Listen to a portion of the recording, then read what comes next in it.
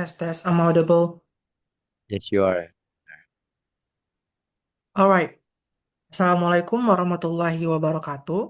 Waalaikumsalam warahmatullahi wabarakatuh. Alright. Good evening, everyone. So tonight we have the speaking practice group. So I would like to brief about the speaking practice group. So the speaking practice group, or SPG, began as a small group consisting of 5 people of IELTS students from speaking in English who met online to prepare for their speaking task using a simple meeting format.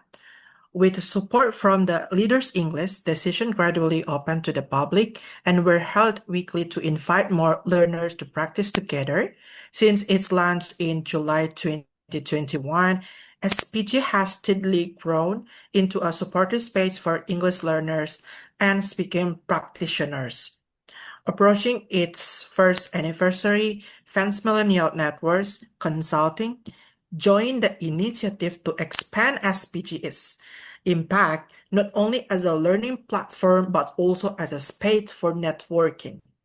Today, SPG meetings have been significantly improved and a mentorship program has been introduced to further strengthen its role and reach. Alright, so before introducing the moderator, the essential things that tonight that I would like to read, that is the housekeeping rules. So all right, thank you. So housekeeping rules and announcements is to make this a safe and supportive place for everyone. So the first thing first is please remain respectful, courteous, and mindful of others during the session. Second, avoid sharing any personal information, contact details, or links to commercial product or potential unsafe websites in the chat. Third, the host reserves the right to remove participants who disturb the session. Fourth, keep your microphone mute at all time unless it's during the Q&A session, breakout rooms, or when the host specifically requests otherwise. Next, this session is being recorded. By participating, you consent to the recording of your video, name, and comments. And last but not least, take full advantage of this opportunity to practice English and expand your network. Be proactive and contribute to the growth of this community. All right, so next is meeting of agenda, who lead by our moderator. So the moderator is Miss Raihana, isn't it? Ya, Raihana. All right, so time is yours. Mr. Islan, pardon me, can you all hear my voice? Your voice is not very clear. Your voice is like a little. Can you all hear my voice now? Still same. Pardon me, sorry. My mic is a bit troublesome. How about now? Still same. How about now then? Much better. Much little better. Right, sorry. Good evening, ladies and gents. I hope you lots are feeling clear tonight. My name is Raihana Zakira and I will be your moderator this lovely evening. Shall we make a start then? Let me begin by reading to you all our meeting agenda. At 7:30 to 7:35, we will have opening, a housekeeping announcement, and introducing a moderator. At 7:36 to 7:40 p.m., reading meeting agenda and speaker CV, which is right now. At 7:41 to 8 p.m., speaker session. At 8:01 p.m. to 8:20 p.m., we have Q&A and closing statement from our speaker. At 8:21 to 8:30 p.m., we have presenting certificates and taking a group picture. At 8:31 to 8:35 p.m., we have topic of the day. 8:36 to 8:51, the first breakout room for 15 minutes. Then we have the second breakout room for another 15 minutes. At 9:10 to 9:15, we introduce new participants, choosing the next moderator and presenter and closing. My apologies, my um, a bit anxious.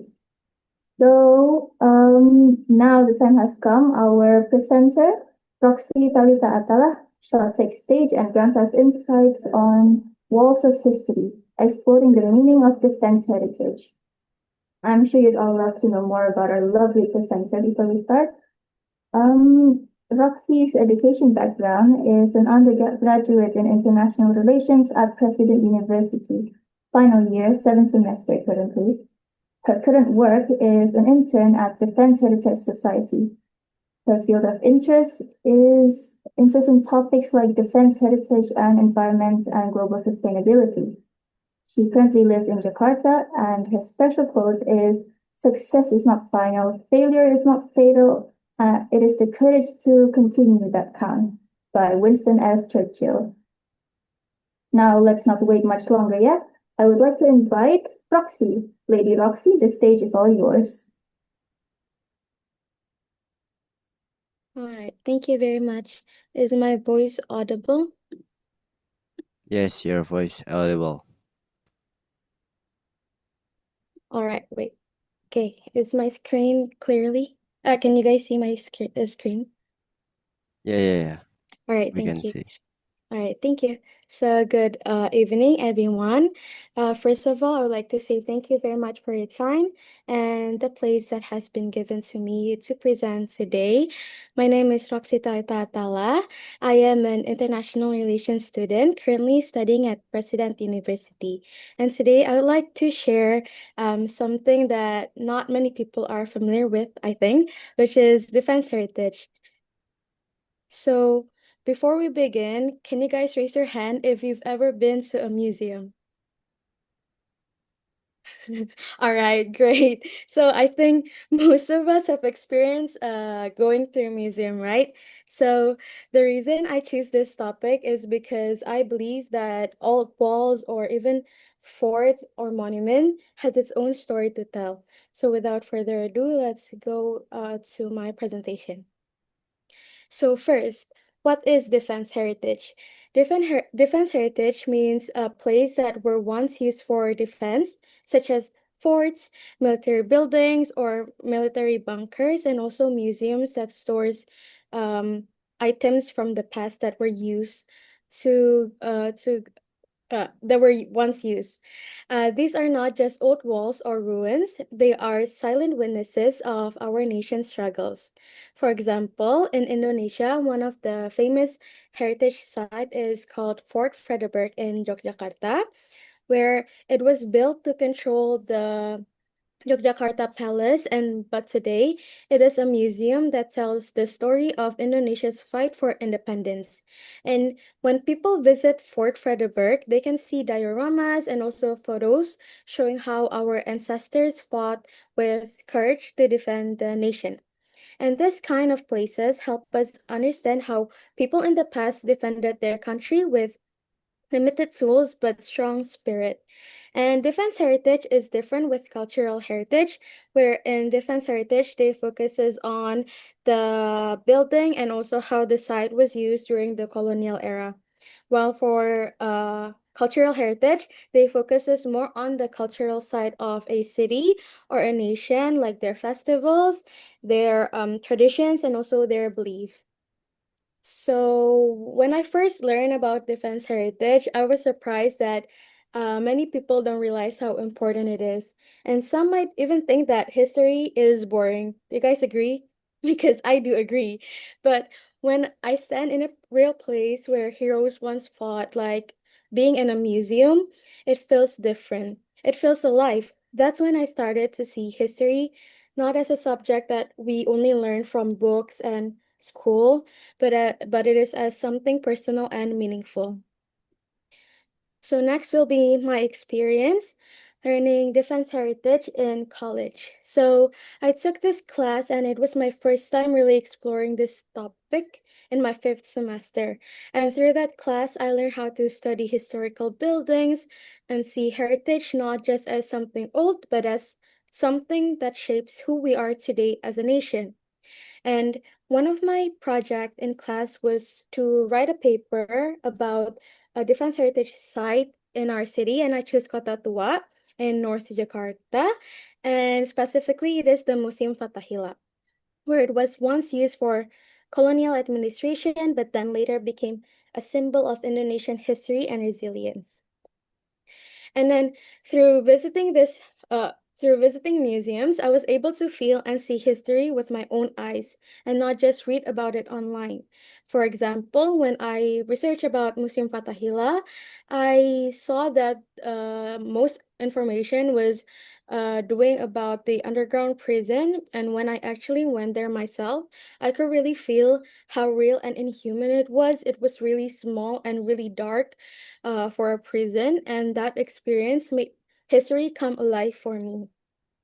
I also had the chance to visit Surabaya, the city of heroes, and with the class, and we went to Museum 10 November and also Kos Bung Karno. Being there made me feel proud and also emotional at the same time. I could imagine the atmosphere during the Battle of Surabaya when young people fought with courage even against stronger forces. And that experience made me realize that defense heritage isn't just about war, it's about the human spirit, unity, pride, and love for the nation.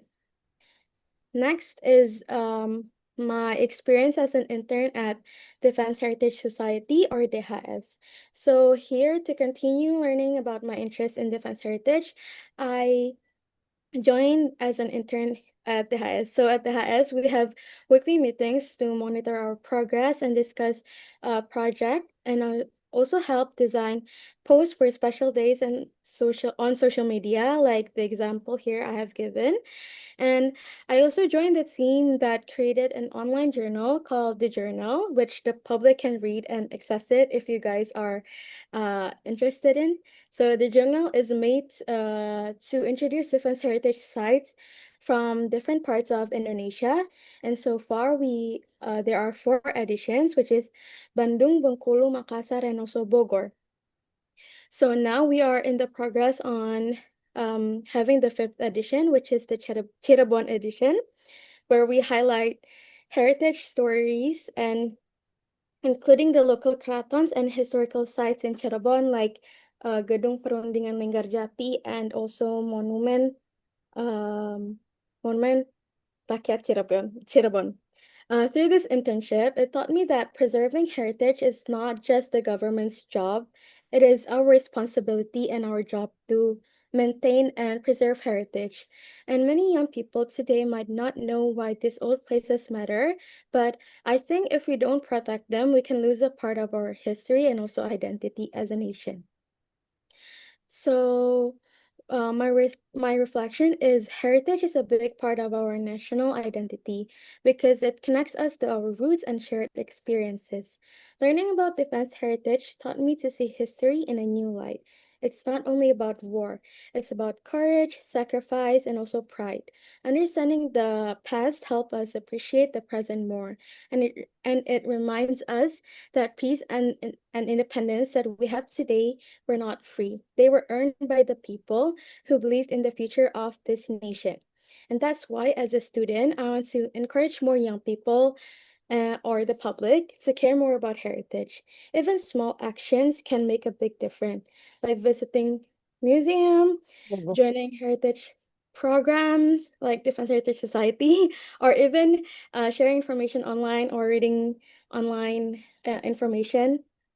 So to close it off, I want to say that defense heritage is not just about the past, it's a bridge that connects history with the future. By learning it in college and experiencing it through my internship, I've learned that history is alive and we are a part of it. Thank you very much for listening, and I hope you understand my presentation. And if you guys have any questions, feel free to ask, and I will try my Ribet ya. best to answer them. That was the most enlightening presentation, Lady Roxy. Thank you for guiding us through that time drift. Though I'm sure some of us are brewing with questions. So let's move on to the Q&A session. You may raise your hand or ask your questions in the chat box.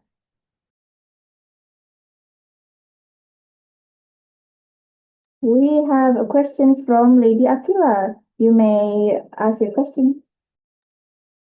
Okay, thank you for this opportunity. Thank you so much for Miss Roxy for the presentation, the great presentation. So, I want to ask, which defense heritage place was the most memorable for you and why? Thank you.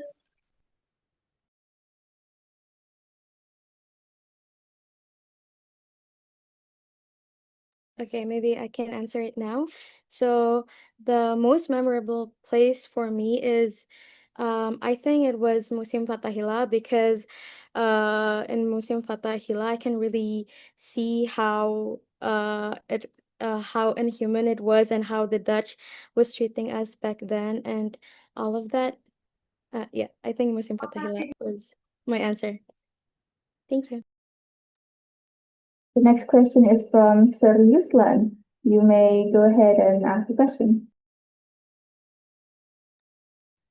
All right, thank you so much for this opportunity. I would like to ask about you already mentioned about the defense heritage that you make in the journal, especially Cirebon edition. So I would like to ask you, this is only for your interns, but if you are not intern, so you just only make what do you think after the Cirebon? What the specific or what the place that you really the most things that you want to make the journal and oh this something that really interesting place so we can uh cover up or reveal the defense heritage itself. So what do you think? What the specific place that you want to make it after the Cirebon? Okay, thank you so much for the question, Kayuslan. I think I want to make the Surabaya edition because I personally have went there and I also listened to stories about it. And also, I think the most popular story from Surabaya was the hotel now, where young people back then ripped a flag from the Dutch to so they only have the red and white. So I think it is a good addition to add to the journal. Thank you so much. Could I ask more? Yes, sure, Kak. Oh yeah, okay. Okay, I would like to ask more about what do you think about as a youth generation, new generation, what do you think, what you expect for generation in 2045, what you as a youth generation in this era, what you step by step to introduce the defense heritage to give their understand about what the struggle our heroes in Indonesia from uh, using the digitalization. What do you think? Is this really crucial, important, or what? I think it is really important to introduce our heritage and all of that to the next generation, so they understand how Indonesia was once colonized and then we can have independent. So how to do it is maybe we can start using our platforms like TikTok, social media, and all of that to make more interactive videos and all of that, or maybe we can like invite people to go see museum because I feel like people go to the museum and they don't really read it. So I think like starting from going to museum is also a great first step. We have the next question from Sir Awan Kurniawan. You may ask your question. Hello, Roxy. Wow, what a remarkable presentation.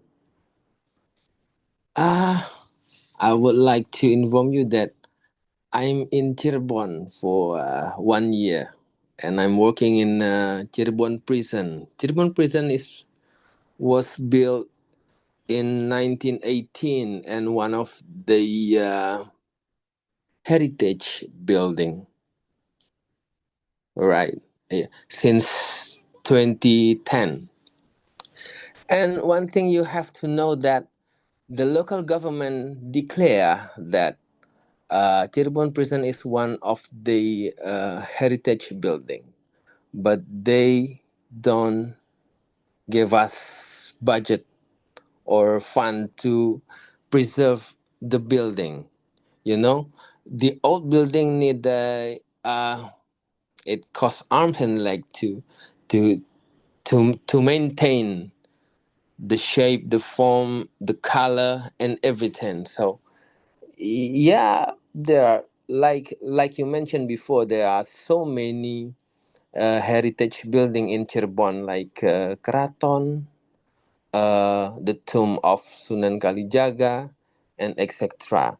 But one of it is Cirebon prison.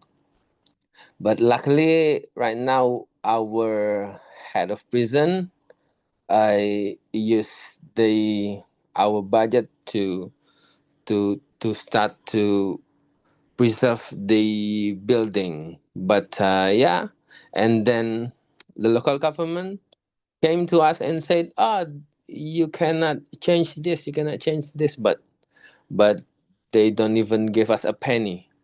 So yeah, it honestly it little bit make us upset, but it is what it is, right? Like you said, never forget our history. So what I want to convey to you that maybe one day you and your community may visit our prison and see it by yourself, witness it by yourself, how we preserve one of our historical heritage building. Thank you, Roxy. Thank you so much, Sir Awan.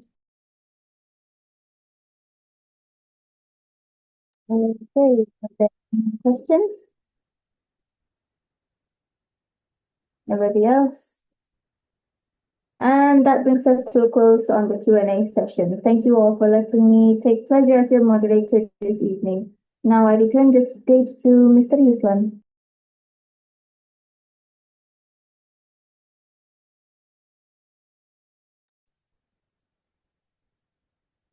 Test, test.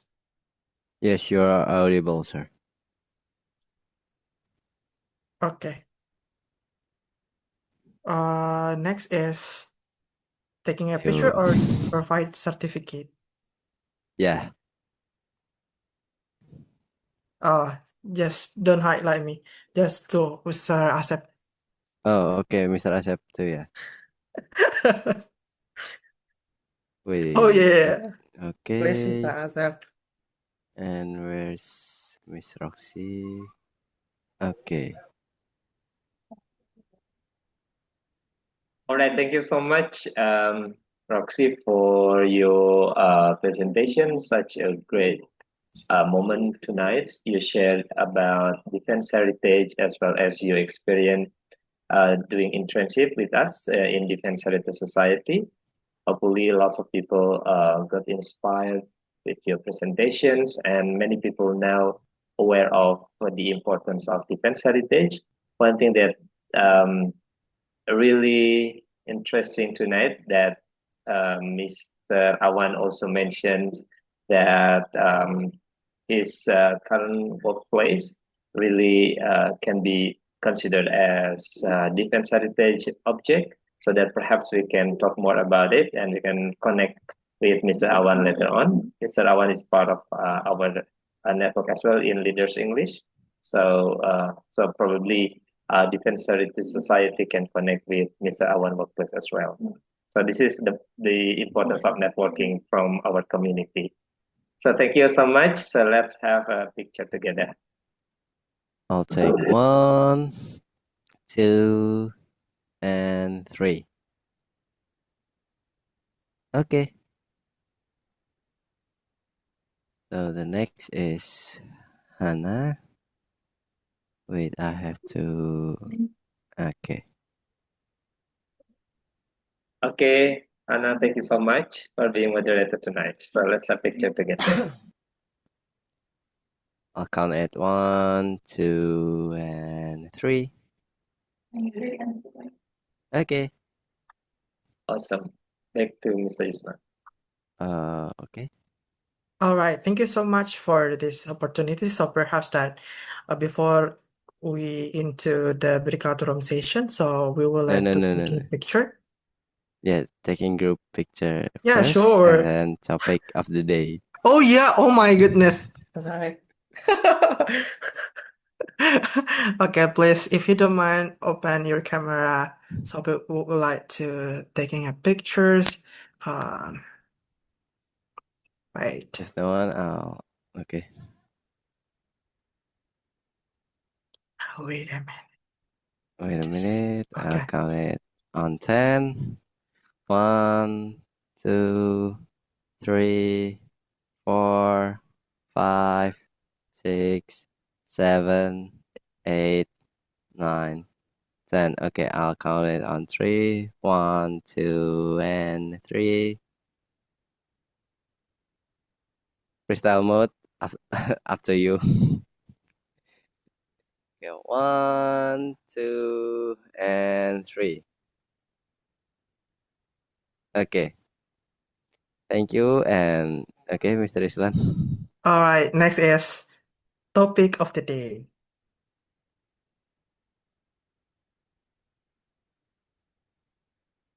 I want All to right. read this. Anyone wants to read the topic of the day? I You- would like to. Oh, okay. Miss Aisha. Okay. A topic of the day. Defense heritage refers to the buildings, structures, and sites that were once used to protect a country from enemies. These include castles, forts, towers, and city walls. They tell stories about how people lived, fought, and advanced their lands in the past. Many of these historical places are now tourist attractions, helping visitors learn about national pride and history. Exploring defense heritage helps us understand the importance of peace and security. It shows how technology, architecture, and strategy developed through time. By visiting these sites, we can imagine the struggles and bravery of people who built and defended them. Preserving these monuments also reminds us of the sacrifices made to protect future generations. So the topic questions is how can learning about defense heritage help young people understand the importance of peace and national identity? And the second question is why is it important to protect all defensive structures even when they are no longer used for war? All right, thank you so much to Miss Aisha to read this. So next is breakout room. Okay. All right.